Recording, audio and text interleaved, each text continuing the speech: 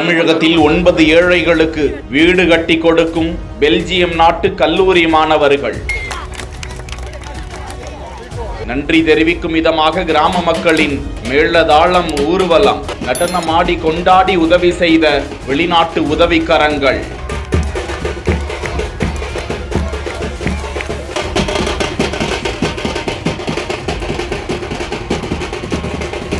Belgium நாட்டை சேர்ந்த 11 மாணவ மாணவிகள் தங்களது கல்லூரி ப்ராஜெக்ட் பணிக்காக நாமக்கல் மாவட்டம் ராசிபுரம் அடுத்த அத்தனூர் பகுதிக்கு வந்த நிலையில் அங்கு வசிக்கும் 9 ஏழை மக்களுக்கு வீடு கட்டி கொடுப்பதாக உறுதியளித்தனர்.